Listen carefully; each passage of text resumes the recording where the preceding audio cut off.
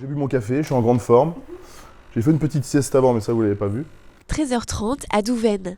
Damien se prépare pour sa journée de travail. Infirmier depuis plus d'1 an, il a fait le choix il y a quelques mois de partir exercer en Suisse.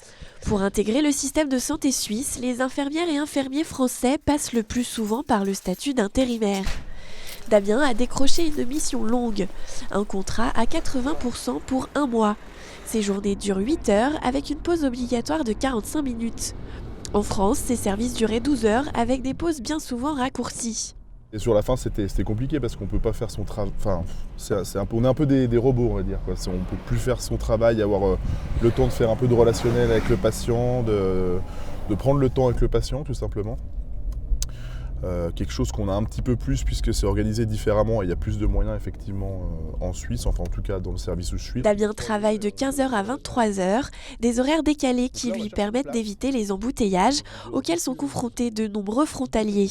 Reste un inconvénient, le stationnement. L'arme ultime, c'est notre disque bleu, c'est très important. Mais sur le secteur où on peut stationner environ 1 heure. Et après, il faut venir tourner le disque. Mais dans mon cas, vous imaginez bien que je ne peux pas vraiment tourner de disque toutes les heures. Donc, il m'arrive de prendre des amendes. Elles sont là en plus, hein, vous pouvez les voir, c'est pas des mensonges. Voilà. 120 francs sur 2 semaines. 11 000 frontaliers travaillent dans les institutions de santé genevoises. Ils représentent 1/3 des emplois. Un canton comme Genève n'est pas autosuffisant en termes de formation. Et de nouveau, ça a toujours été comme ça.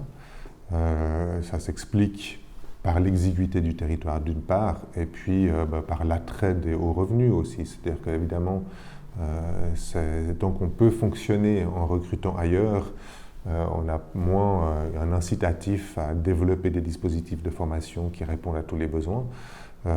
Maintenant, je crois qu'il y a un effort énorme qui a été fait ces dernières années à Genève, justement pour avoir un équilibre qui soit quand même sain dans le dialogue transfrontalier sur les collaborations sanitaires. En Suisse, dans le domaine de la santé, les salaires sont 2,5 fois plus élevés qu'en France. Les hôpitaux universitaires emploient près de 12 000 collaborateurs. Parmi eux, on compte plus de 2 000 infirmiers titulaires français résidant en Haute-Savoie.